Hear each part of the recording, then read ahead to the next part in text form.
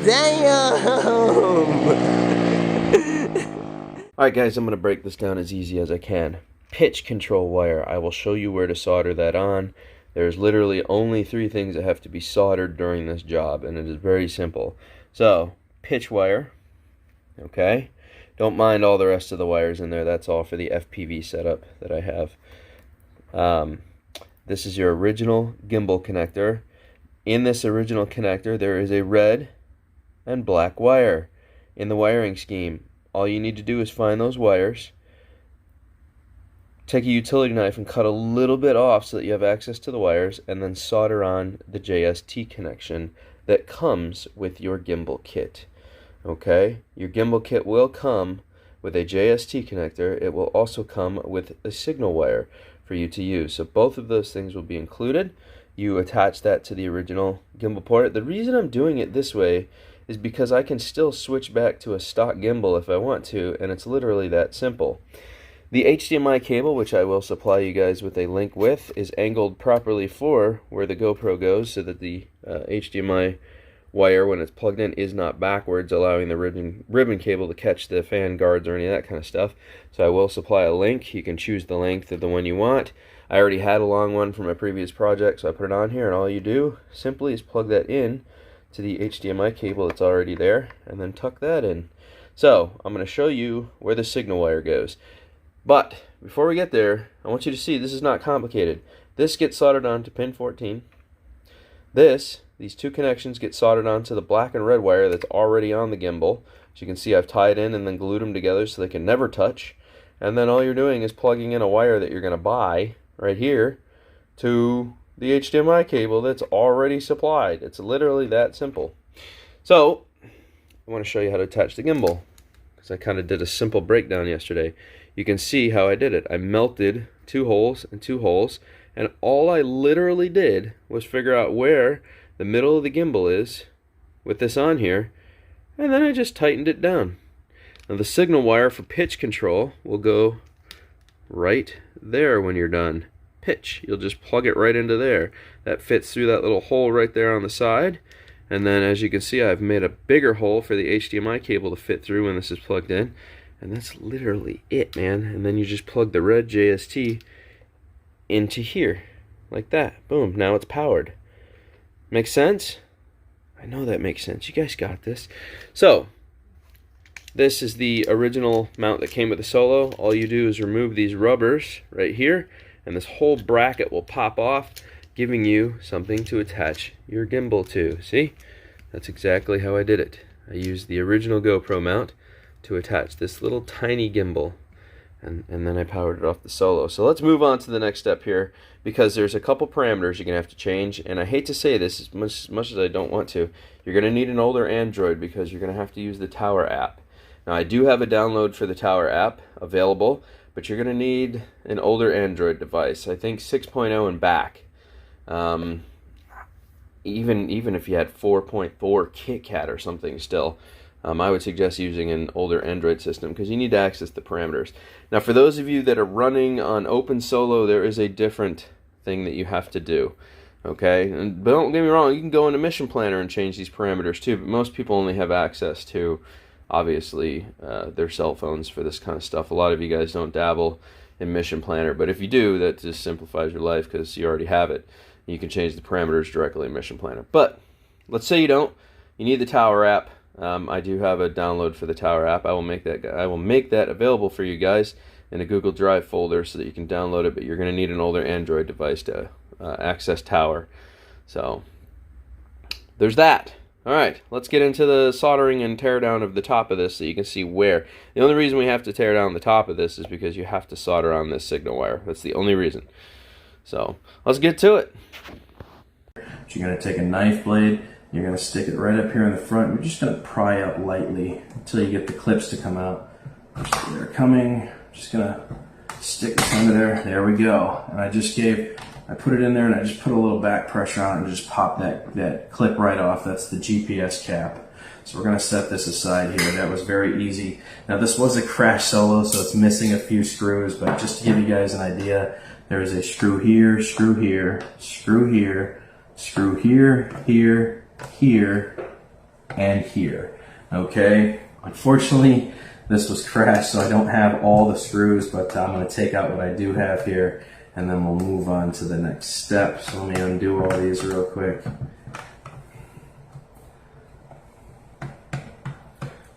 Okay, moving right along here.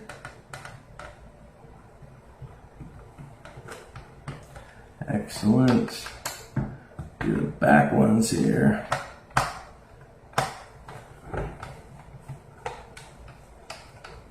That one's done, and then the last one here. Last one for me. You guys would still have like 2 or 3 more to go. 2 more to go. All right, so what you're going to do now at this point is you're going to take the back of the tray and you're going to pull up and you're going to pull backwards. Just take it very easy. If it feels like one of the screws aren't out yet, then go ahead and give it another shot. I can see that this screw is still on here a tad bit, so let's keep backing this one out just a little bit more. There we go. So we're going to pull up, backwards, and out. The reason why is because the battery, the Molex connector area is right there. So we're pulling up and out at the same time, up and out. And then be careful, because you'll notice there is a wire still connected on that side. That is actually the GPS connection, if you guys can see that in there. That's what's still attached, and that is a clip. And the way we're going to take that off is we're going to come right in here with our pliers. I'm going to grab the prong for the clip. I'm going to squeeze. I'm going to give a little pull if I can get this out of here. There we go. And that clip just comes right on out of there. Okay, now for the fun part. I'm going to go ahead and pick this up. We're going to turn it around so you can see what I've got going on inside of here. All right, so this, and these are numbered, guys, even if you can't see it. This one right here is pin 14.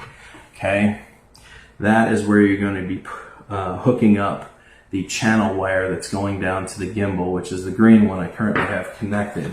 So essentially what you're going to do, move this down, if you can see right on through there, that's perfect, because all you're going to do is take your signal wire and you're going to insert that right up through the bottom. Okay, so now what you're going to have to do, I'm going to go ahead and do part of this here, is you're going to cut this off and you're going to leave the black portion of it down there, because this is what's plugging into the gimbal channel. This one needs to be stripped down to steel, and then it has to be soldered on to pin 14. If you do not know how to solder, by the way guys, these are numbered, so you can't screw this up. I know you can't see it, but they are numbered.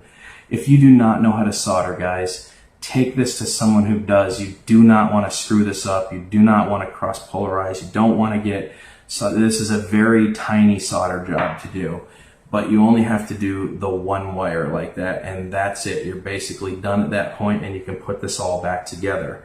Okay, so now that we've done that, let's just say we finished it here. Okay, I've soldered onto pin 14. I've shoved that wire down through the center. It's hanging down here now to be connected to the gimbal. All right, so now what we're going to do, reverse these steps, put this back together, and then we're going to assemble the gimbal and put it on there. Okay? Okay, you need to make sure that this is on UDP. It starts off on USB.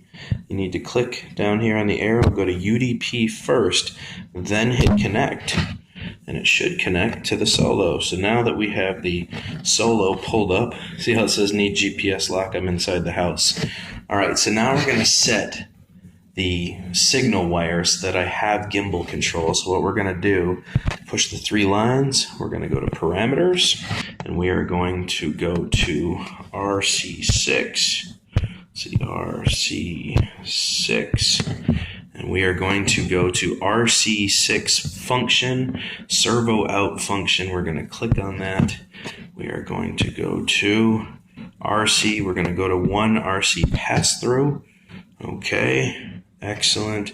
I'm going to go ahead and push my, whoops, go ahead and push my back button there. And as you can see at the bottom, it says you have unsaved changes. Do you want to upload them? Hit upload down in the lower right hand corner.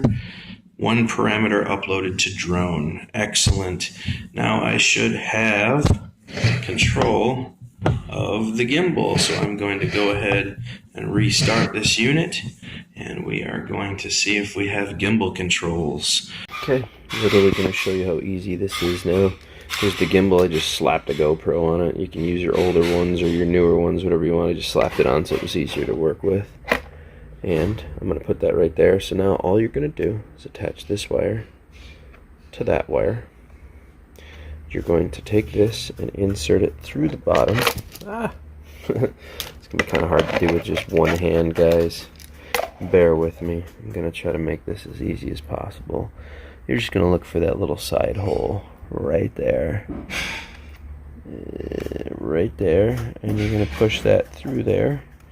And then, as you can see, remember we opened up that big slot right here. All you're going to do is feed the HDMI angle wire through there, plug it into the camera, take the pitch control out the side and plug it right into the pitch pin right there. So let me do that and I'll show you what it looks like.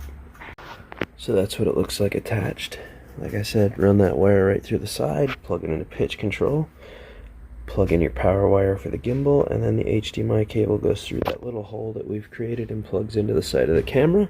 And then all you do is push this down, just like you normally would, and mount it into place with your screw holes. Just make sure you're not pinching any wires or anything. Make sure you're not like accidentally stabbing the ribbon cable or something like that. All that just clips in real gentle like that, and bam, there you go. Ready to roll.